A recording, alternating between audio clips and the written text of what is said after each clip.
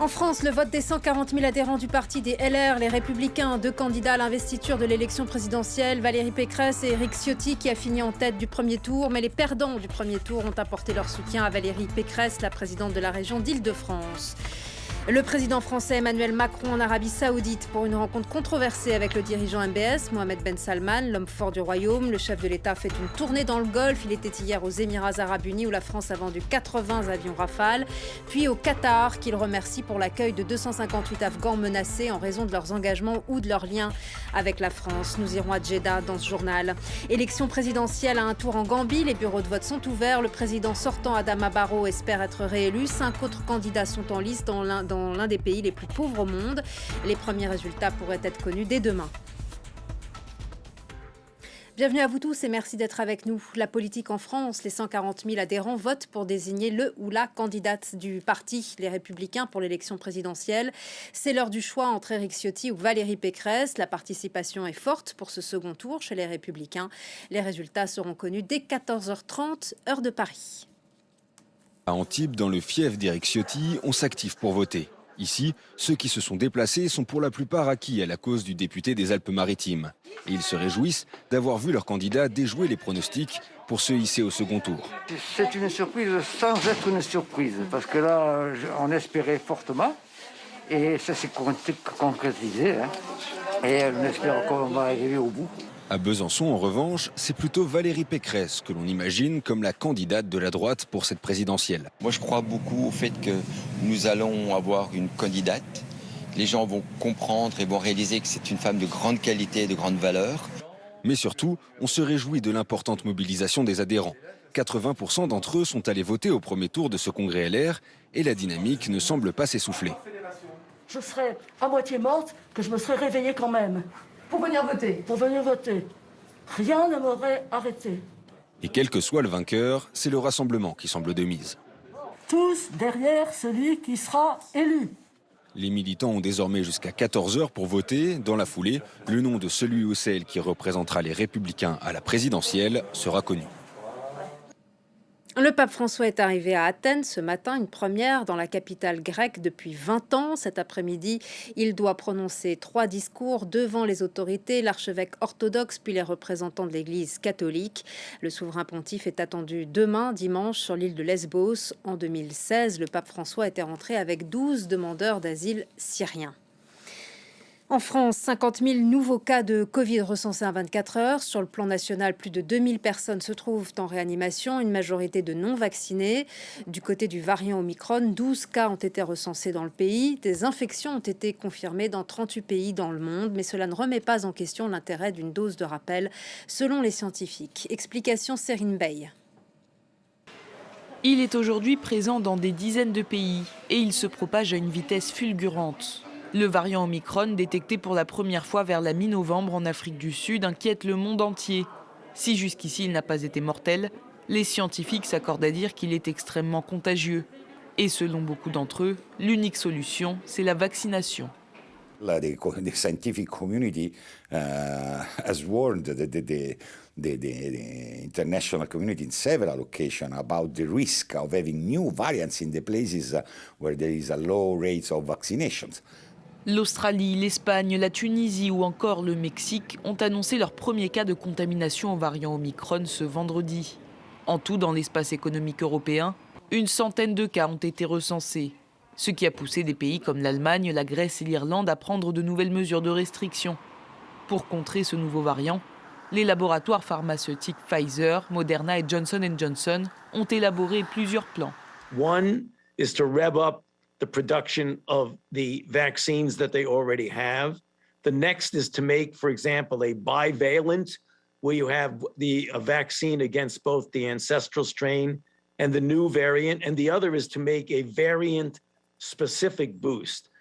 En Afrique du Sud, le variant Omicron est déjà dominant. Et la directrice générale du FMI a prévenu, il devrait entraîner une baisse de la croissance mondiale. C'est dans ce contexte de pandémie que les soignants de toute la France vont manifester à la mi-journée devant le ministère de la Santé, une manifestation à l'appel de plusieurs collectifs et syndicats. La pression est très forte actuellement sur les hôpitaux. Les soignants dénoncent depuis des années le manque de personnel, les problèmes de rémunération et les conditions de travail dégradées. Ils expriment une perte de sens de leur métier et visiblement le Ségur n'a pas été à la hauteur de leurs attentes. La suite de la tournée du président français dans les pays du Golfe. Le chef de l'État Emmanuel Macron se trouve en Arabie Saoudite ce samedi. Il rencontre MBS à Jeddah, 3 ans après l'assassinat de Jamal Khashoggi, le journaliste saoudien tué sur ordre dans le consulat d'Arabie Saoudite à Istanbul en 2018. Le président américain Joe Biden ne parle pas directement avec MBS. On retrouve notre envoyé spécial Wassim Alamar à Jeddah. Cette rencontre entre MBS et Emmanuel Macron a été soigneusement préparée. Oui, effectivement, et l'image du jour, l'image de cette tournée dans le Golfe, on l'a aujourd'hui, cette rencontre, poignée de main entre le président français et le prince héritier d'Arabie Saoudite. 3 ans après l'assassinat du journaliste Jamal Khashoggi, le président français a réagi aux critiques, aux contestations des associations de droits de l'homme en disant qu'il est nécessaire de dialoguer et de parler avec l'Arabie Saoudite, le plus grand pays dans le Golfe et acteur clé dans la région, tout en affirmant que la France n'est pas complaisante sur la question des droits de l'homme. Et le Liban est au menu des discussions entre les deux dirigeants. Sur quoi peuvent-ils s'entendre ? En tout cas, le président français espère obtenir du prince héritier une certaine flexibilité dans la politique saoudienne et la politique des pays du Golfe à l'égard du Liban pour éviter que la crise au Liban, la situation qui est déjà détériorisée, que s'aggrave encore. Il espère obtenir quelques gestes comme le retour sur la décision de stopper les importations du Liban. Le président français tente de jouer la carte saoudienne face à la crise au Liban, mais face aussi à la nécessité de stabiliser ou de jouer un rôle, en tout cas, dans la stabilité de la région. Merci beaucoup, Wassim Alamar, pour vos explications. Merci à vous. En Gambie, des billes au lieu de bulletins servent à voter pour l'élection présidentielle. Un scrutin à un seul tour. Le président sortant Adama Barrow est candidat à sa propre réélection. Un scrutin considéré comme un test pour la transition démocratique. Il y a 5 ans, le dictateur Yahya Jammeh avait été chassé du pouvoir après 22 ans d'un régime autoritaire. Son ombre plane d'ailleurs toujours sur la scène politique. Qu'attendent les Gambiens de ce scrutin? La correspondance de Sarah Sako à Banjul. Quand on pose la question aux Gambiens, en général, ils éclatent de rire et ils disent on attend tant de choses de cette élection. En fait, il y a beaucoup, vraiment beaucoup, presque tout est à faire dans le pays. Alors, ce qui les préoccupe quand on parle à la jeunesse, c'est vraiment l'emploi des jeunes. Il n'y a pas de travail, c'est vraiment ce qui revient le plus souvent.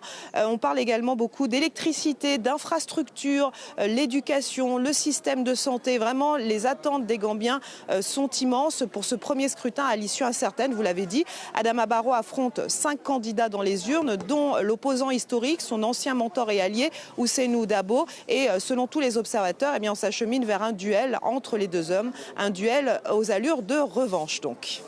Aux États-Unis, l'arrestation des parents de l'adolescent à l'origine d'une fusillade dans un lycée du Michigan. Tous deux sont inculpés d'homicide involontaire. Il leur est reproché d'avoir laissé leur fils utiliser une arme offerte en cadeau, un pistolet semi-automatique. Leur fils, âgé de 15 ans, avait tué 4 élèves. Kevin Battista nous en dit plus. Recherchés par le FBI et plusieurs polices aux États-Unis, James et Jennifer Crumbley ont finalement été interpellés à Détroit. La fin d'une traque qui aura duré plusieurs heures après leur inculpation. Alors qu'ils étaient cachés pour leur sécurité, affirmaient les avocats du couple, certains médias parlaient, eux, de cavale. Les agences fédérales avaient offert $10 000 de récompense pour tout renseignement menant à leur arrestation. La justice américaine les poursuit pour homicide involontaire. Même si le tireur est celui qui est entré au lycée et a appuyé sur la gâchette, il y a d'autres personnes qui ont participé aux événements du 30 novembre et l'intention de les tenir responsables. Ils auraient laissé leur fils, Ethan, se servir d'une arme, un Sig Sauer, offert en cadeau. Ce mardi, l'adolescent de 15 ans a ouvert le feu dans son lycée, tuant 4 personnes et en blessant 6 autres. Le matin même du drame, les parents Crumbley avaient été convoqués par l'établissement. La réunion portait sur des dessins de leur fils. Ils évoquaient la mort et les armes et étaient accompagnés de commentaires violents. Ethan Crumbley, inculpé pour actes terroristes et assassinat, plaide non coupable. Il risque la prison à vie. Et c'est la fin de ce journal. Merci à vous tous de votre attention. L'information continue sur France 24 en français, en anglais, en arabe et en espagnol. Merci à vous tous.